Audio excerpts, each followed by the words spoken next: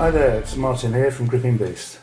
Today I'd like to discuss the nature and use of commanders in the Swordpoint and Milites Mundi game systems. I can do it together as this aspect for once is the same in both of them.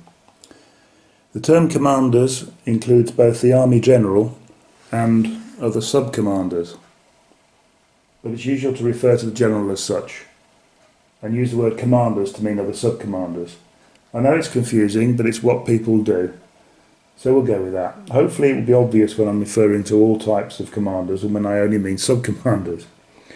The first thing to note is that in these games commanders are usually set on their own bases. It's possible to integrate them into units, which can look good, but it of course means they can't leave those units if you have an urgent need for them to be somewhere else. Because of this, I think it's better to put them on their own bases. You can always place these touching a unit to indicate the commander has joined it. Having command bases gives you a chance to create some nice mini dioramas. And here are a few examples from our own armies.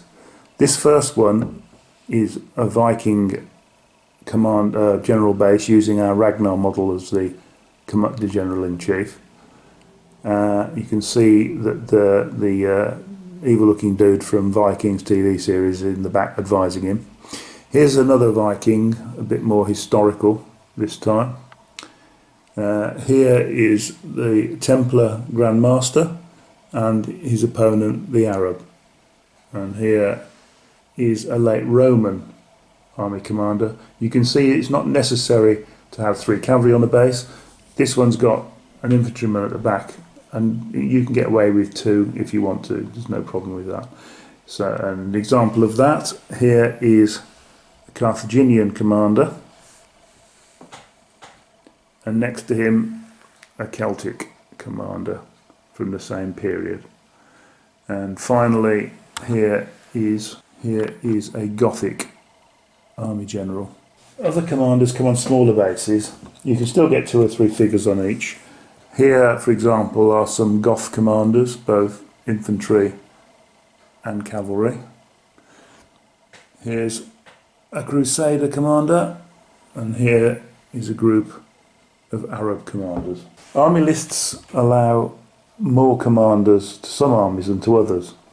This is partially a way of reflecting the levels of command and control that an army was capable of, but also in the case of what we might call barbarian armies, as a way of reflecting levels of aggression.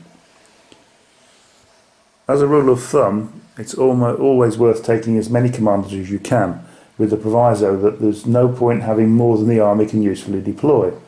For example, our Gallic army will almost certainly have more than 8 fighting units or warbands, so you can use the maximum balance of commanders to boost all of these. The Hun army, though, may only have a couple of units that will engage in combat, the rest being mounted skirmishers, which commanders cannot join. So having 3 commanders in a unit in an army like that may well be a waste. Let's have a look at ways of using these commanders in games. Firstly, the Army General. The fundamental difference between the General and other commanders is that he can influence units from a distance.